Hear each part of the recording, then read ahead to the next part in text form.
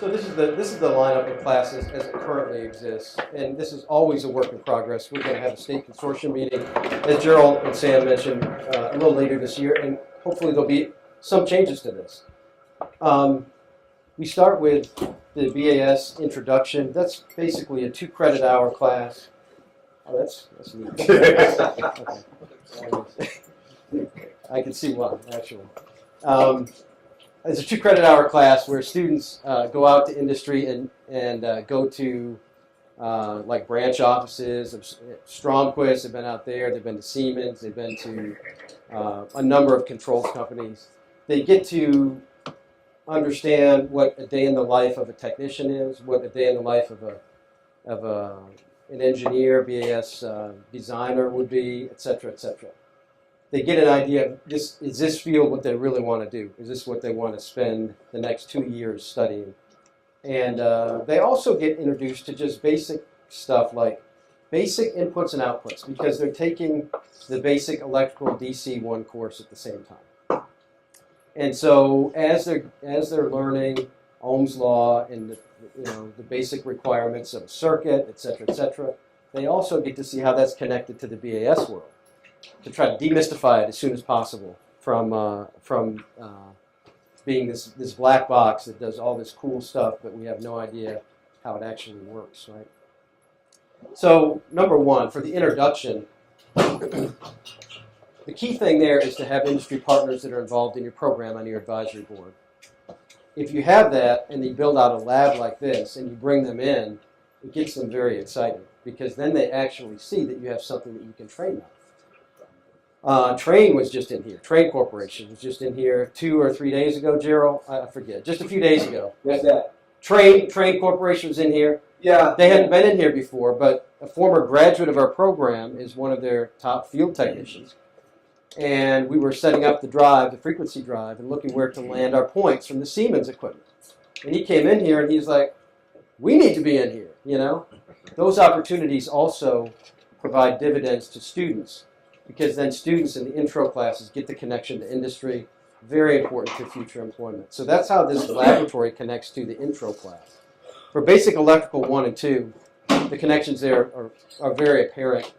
From the perf board wall to the benchtop trainers that we'll be working on later today, to the front ends and the back, the building controllers, to the basic circuitry that we'll be looking at for each one of these VAV and PIU boxes or fan power boxes. Those are all just basic inputs and outputs, and those are all just basic electrical circuits, very basic electrical circuits, right? So that's where the connection is made there, and we can very effectively provide BAS education in this laboratory without farming it out elsewhere. You also see on all the electronics workbenches, you'll see things like DC power supplies, function generators, oscilloscopes. Now the oscilloscopes we can use in the DC classes, but we use primarily in the advanced electrical classes. Number of resistors in the back, capacitors, different basic electronic components, right? Not so much geared to electronics education, but geared to the effect of circuits when you have reactive components and non-reactive components, building out circuits, Ohm's law, you get it, right? So all those connections are made to this laboratory for those classes. The devices classes, that's a really good one. It's based on the Kelly book, Kelly catalog. And if you recall, those of you that were at Kelly headquarters for our second workshop in Memphis, you can get one of these catalogs for free. Just give them a call. They also are very good to our network. They sell everybody's equipment on the peripheral side. They are the largest supplier of BAS peripheral equipment in the world, Kelly. And they sent us, I don't know how many of these. This is our textbook for 1040. The reason being, if it's like the Granger of our industry. If you go through here after the students have basic electrical understanding and teach them how to interpret a cut sheet or data sheet, and then go through each of the components that you might be using. Here's some split core CTs. It describes things like the description of the product, the features, the specifications, the ordering, how you mount it, what the environmental conditions are, the wiring diagrams. I mean, it's a perfect textbook. And they're going to see this when they get out in the field, and they're going to see it in the laboratory. Because in every one of the drawers, as you go through the lab, look in the drawers. they're just full of components from Kelly, from CO2 sensors to current switches to thermistors of various types, RTDs, you name it.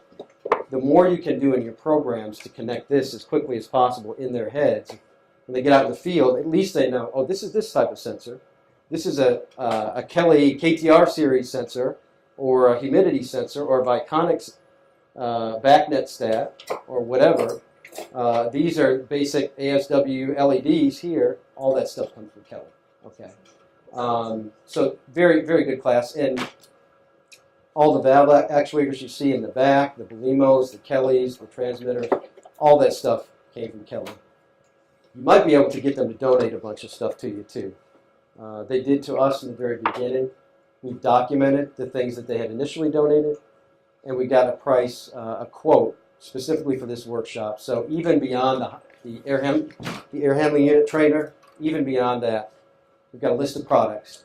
And last week they committed to also providing educational discount pricing for all the other stuff that we got donated and that you might or might not have to purchase yourself. That will all be on a product list as well that gets disseminated by the end of the workshop. Okay. So yes, Bill. Right. I know this might be a dumb question, but do they have any branches in my part of the world? Because I know they're huge, but I've never tripped over them in anything. They only have 2 offices, one here in the States in Memphis, and then one in Malaysia. Okay. And so the one in Memphis probably is a little closer to you. Okay. But they'll drop ship whatever. I mean, you order something, and they'll have it to you in a day or two. I mean, they're great. A lot of vendors in your area. They're really good to work with. Part of the buying group. Yeah. So the connections here is in that class for the devices. We just go through component level first, and we'll do that right after this introduction. You'll go through the same way our students would, identifying the products, looking at the model numbers, get on the Kelly website, get familiar with it, and then come up, write them down, and then we'll talk about later in the workshop the function and how they work together to form a system. Because that's the same way we teach our students, right? Okay. So that's the connection there. On the networking side, you'll see we have a 24-port switch up here. As part of this program, we bought the switch and we ran all the Cat5 cable. And I would recommend that you do the same thing. The switch right here was like $300 or something like that. No fancy setup. I mean, basically you just plug and play pretty much. You know, that stuff is pretty well defined now. It's pretty easy. All these computers are networked back to that switch, as is the server. And so cable management, you see the wire trays here. You see how they're kind of zipped up, zip tied. That's something you want to go over with your students.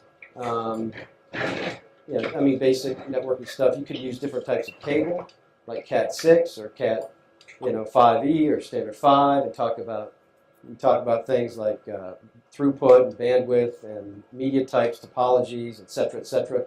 We follow the Network Plus book, so the CompTIA book. And we go through about half of that book. And then we really recommend for students to go sit for that, finish the book out and sit for the Network Plus certification. Because in the absence of certifications in this field, the more they can get that are related to the field like Network Plus, the better for them in getting employment. So that's how the laboratory connects to the 1050 class. The 1060 class, Advanced Electrical, obviously we have AC in here, 480. We also have 208 phase in here as well. And then certainly 120. So they get to see, and 277, a single line to neutral. So we have all the standard voltages in the laboratory, so they get to see that. We have things like power meters. The students can actually look at and analyze what the power quality is coming into the building. Of course, we have the oscilloscopes on the benches, et cetera, et cetera. We don't get too much in the weeds on that. We always try to bring it back to how does this impact BAS education. Okay, we're not trying to make them a master electrician or anything like that, but they need to understand how it ties back to our field. So we can teach that in here.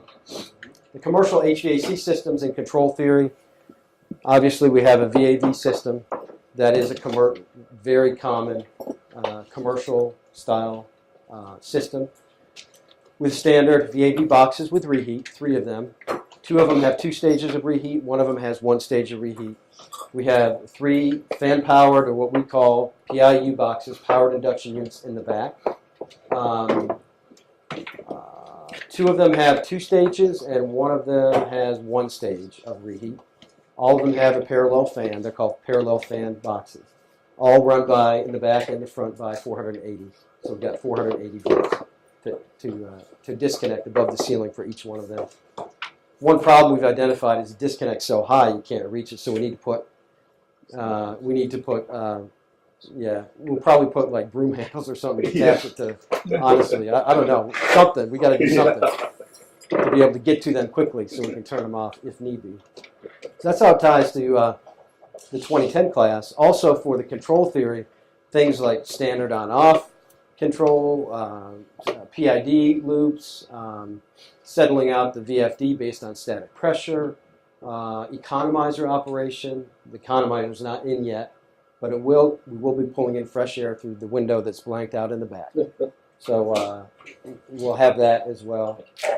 Loop control, hot water coil, and chill water control. We're doing that differently on each. One we have a modulating valve, the other we have a 2-position, and they're controlling capacity on the boiler itself. Not the best, but that's what we got. We got the wrong valve, and we just made it. So, anyways, all those things are covered in the 2010 class and can be covered in this laboratory as well. Programming and logic, all you need is a front end. So we have Delta front end, we have an Allerton front end, we're using today and for this workshop a Siemens front end. You just need a front end and to be able to get in there into the logic. We won't be doing programming and logic in here on Siemens stuff. Number 1, because we just got it up and working yesterday. And so I don't feel comfortable, I don't think Mr. Krug does yet, to get into that. But we will get into Alice, and this system will be fully functional and capable of providing all the programming and logic instruction we need to. The installation and design. For that course, our students actually run conduit and do 4 standard bends, like an offset bend, saddle bend, kick out, and a 90 bend. Yeah. So they need to understand how much to take back on a 1/2 inch or 3/4 inch bend, and how you strap it down or fix it to the wall with what wall anchors do you use. You have unistrut all through the laboratory. We've made it very easy for students to run on our trapeze hangers. In the back, you'll see 3 layers of trapeze hangers. Excuse me. Get a little crowded, so we let Bob come in yesterday and do a fancy bend for us to get around some Bob and Chris to get in some areas where our students wouldn't be able to. But for the most part, they'll be able to do straight runs on both these trapeze hangers on the bottom, and even the 2nd level. Well, maybe the 3rd level is more open at this point. Put in fish tape, pull cables through, even run in basket trays, plenum rated cable, etc., etc. All that can be supported in this laboratory. We've got some pictures of Dr. Deb Hall helping us with this earlier too when we were putting the trapeze hangers up, and I even snapped some pictures of you guys yesterday too when you weren't looking. So we got Bob and Chris in some compromising positions putting the conduit up. And for the integration class, we spoke about tritium already. Obviously, BACnet is what we're running in here as well, and that's ideal for integrating different manufacturers like Fume Hood, Triatech, or the lighting panel, or even these Viconic stats up here that you see. Those are all BACnet MSTP. They're not on the network right now, but we'll put them on separate network. We'll probably put that on its own separate network and start discovering those as well. And that's really the hub of integration right now in the field. You have other things like LAN and Modbus, and obviously have Tritium that overlays it. But I think the most important for us is to really get in students' mind BACnet, because that's what they're going to see for sure, is BACnet MSTP. And then the internship. So that can be done either on campus or it can be done off-site. It's a little more challenging to do it off-site because you have to have a willing partner and you got to schedule everything properly. So our intent is to do a lot of those internships right here in this building. After this is completed, this laboratory, we've got cables that you see coming in through the ceiling over here. That goes to different rooms in the building already. We got water transducers in the building, so we're sub-metering things. That just has to be tied in and networked back to our controllers. So all that work has to be done, and we're hoping it'll be done by students in a living laboratory model, and they can do their internship right here under instruction of Mr. Kroon. Okay. So that's how, yeah, go ahead. How long is the internship thing? How many hours? It's not nearly the number of hours we would like it to be. It's a 5-credit course, 5-credit hour course here. Isn't it 5? 4 or 5? 5. And so that's just 5, really, I think that amounts to 10 hours a week. Right, so a full day a week. Because internships are like 2 to 1. We'd like to see that more like 10 credit hours, because it's so important, but we just don't have in our program is so maxed out already. I think the program for the degree is 67 or 69 credit hours. That's topped out really for our state. In the number. What is that? What is it, Sam? There's I think we're really around 66. There's a discrepancy or I know a we're difference. over by a little bit.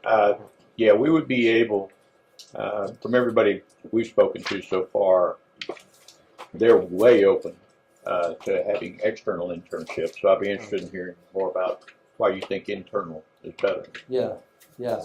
It might not be better, but it's probably more. It's Certainly gonna be more manageable. More Yeah. manageable. Yeah. Yes. Right. Bob, you and then Paul. Bob. All right, anybody else? We're getting a lot of pushback to go to 60. You guys getting that pushback in other states too?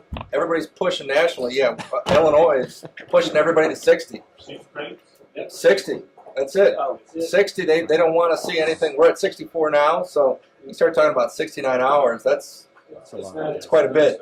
So like, We in Maryland last summer, our state legislature actually passed a law requiring that. The idea is to make it easier for people to transfer. It's all about the completion agenda and all that stuff. So we had a couple that were up as high as 68. We had to eliminate a lot of credits. They do give some exceptions in our state anyway, but the push is the 60. Yeah. Yeah. Hold on 1 second, Bill. I think Paul, you had a comment. Yeah, the internship in my program is a 3-credit class. They are required to have 150 hours, but truth being is that they cannot sign up for that unless they have an employment, which either we help them with Yeah. or they get on their own, and they work full-time the entire semester. Oh wow. So all I care is that they prepare 10 reports, Mm-hmm. and there is a format that I have them quote. Whether it takes them 150 hours or less to get Yeah. the reports, that's all I care. But for my intents and purposes, Yeah. they are working Yeah. all semester long. Those have been the most successful for our students when they get a job or a part-time job for a period of time with the McKinneys or somebody like Stephanie Brown. I know did that with McKinney, and it was a trial period job for 3 months, and at the end they decided to hire her, and that acted as her internship as well. That's what usually happens. They Yeah. stay. Yeah, that's the best way if you can set that up, Bill. I think what we did in Mass was there was a lot of red tape to internships, but if we called them co-op programs, we could tap dance around the hours, and the industry people were thrilled, and that made our president thrilled. But, but I'm not sure we're reworking that. But I know we discussed that I think here. semester break was going to be Yeah. like an intensive thing. The thing I think that would be for us a little disconcerting about that model is the way we're assessed on our performance, because students that do that could get hired away before they graduate, and we lose numbers, and then we look like we're not performing. When actually, we've already put them in a job. Right. So Well, we haven't fallen off that bridge yet, but I'm sure we will. I'll get you a minute. Brian, I want to ask you a question too, if I might. I was looking at something the other day. It talked about your procedure here for living labs. I forget where the doctor came up with this, it also talked about your projects that your students work on for outside businesses, for facility owners. Where do you put that project? Is that part of the club activity? Yeah, that's Earl's going to talk about that. A lot of them were under are tied with the Building Technologies Club. Okay. And so we'll hear from Earl this evening a little bit about that. But yeah, those were projects that were done at another campus 2 miles up the road called the Starnes Center. And we were able to secure that facility from the foundation to be able to design solutions for control for that building. But we've also, the students also ran networks and sensors to every one of the classrooms in the C building.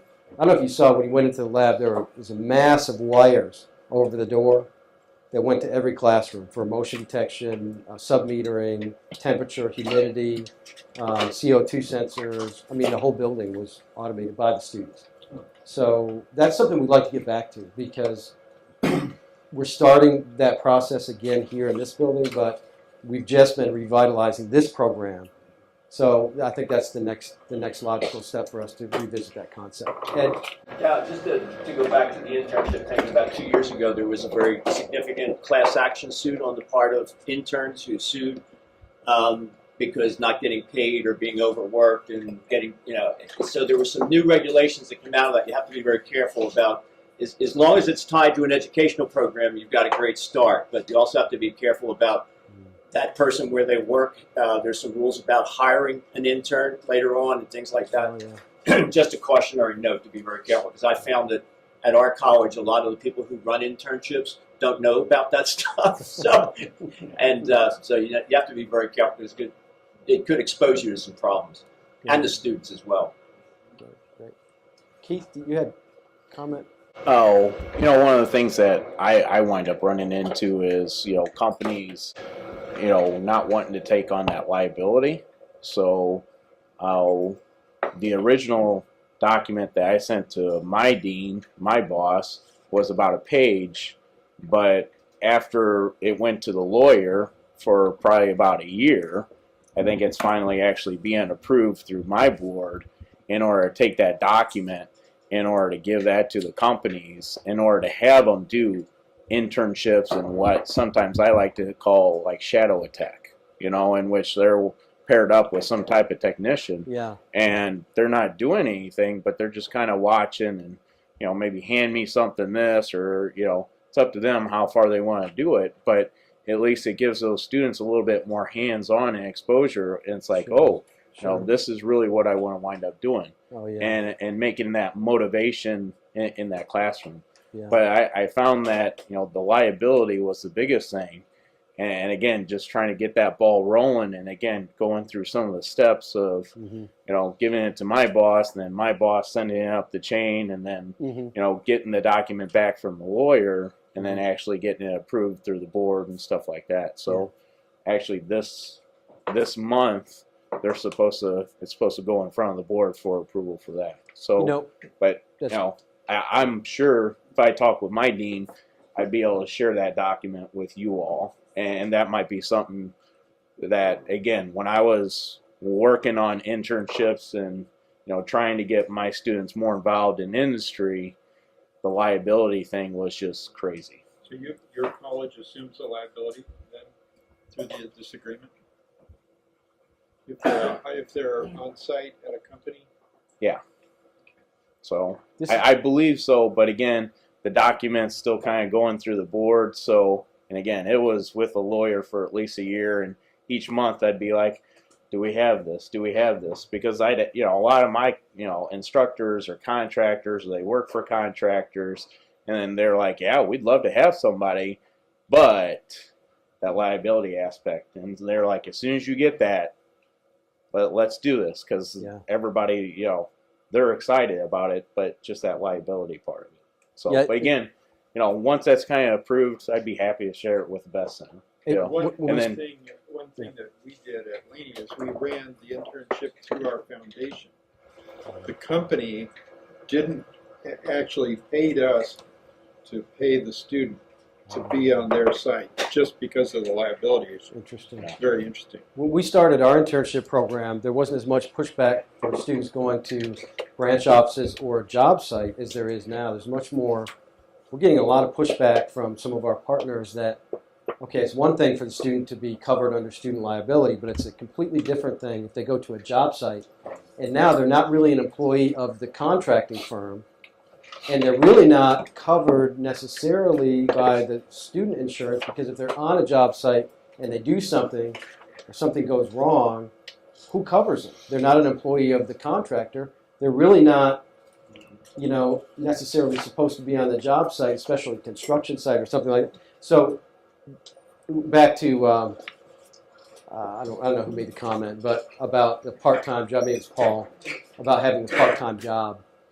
I think going forward, that's going to be the best model for internships for us, is the part-time job, to take all that other stuff off the table, and so they'd be covered under the contractor's insurance then, instead of just the student insurance from the college. Sam. Many of you may not know this. I found out in a meeting maybe a month ago, but the United States, through the Department of Labor, has a program called the American Apprenticeship Initiative.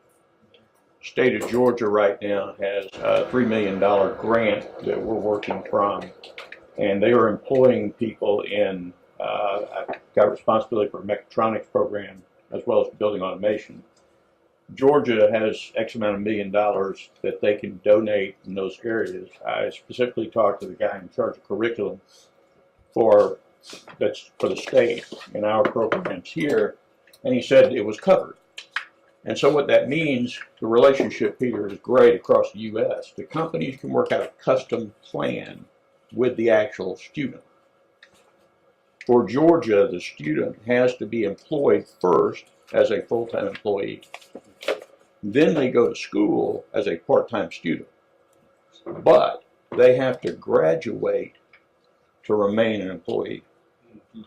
And they are paid at the lowest paying company that I listened to at this state meeting was $10 an hour. And then they gave them graduated steps over a 4-year process. So their 2-year program really turned into a 4-year program. But by the time they graduated, they had doubled that salary. And when hired, they again went up about another 50%. So they would go from $10 to approximately $30 an hour after 4 years of experience plus their associate degree. So if you check on your state, the American Apprenticeship Initiative is extremely valuable for you to look at.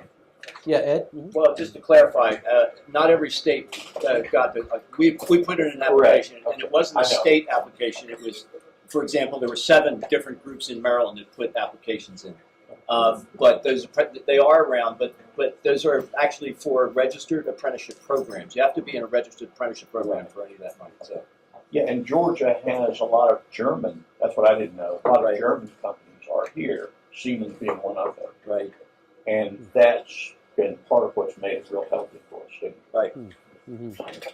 Okay, any other comments on that? That was rich discussion. Bruce? Before you move on to another topic, I want to mention for the new people and people that may have not been to the last couple of workshops, this course list that you have here, there's some documents on the BAS Center website.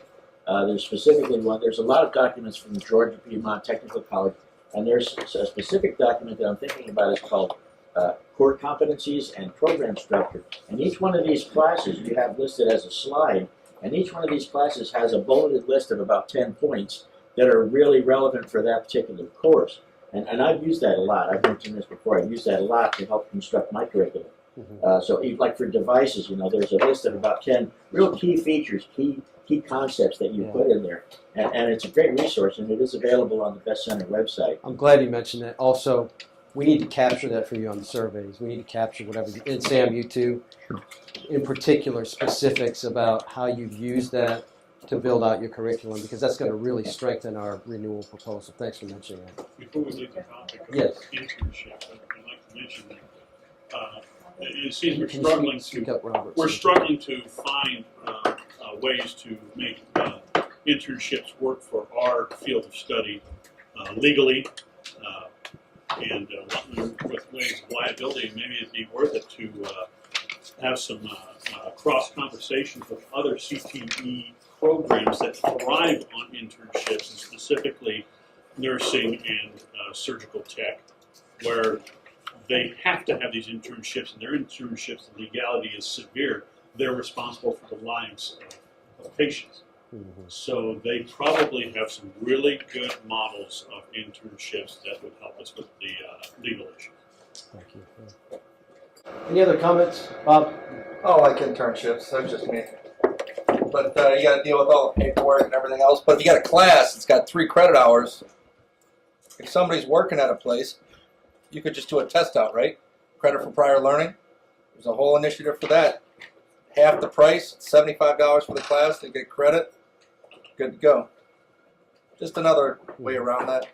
Otherwise, some of the problems is, depending on the size of the institution, you start getting into other departments that start telling employers what to do. Employers don't want to listen to that. Period. You can't start telling somebody how to run their business, and this is what you have to do, and fill out this and fill out that. It kills your relationship then.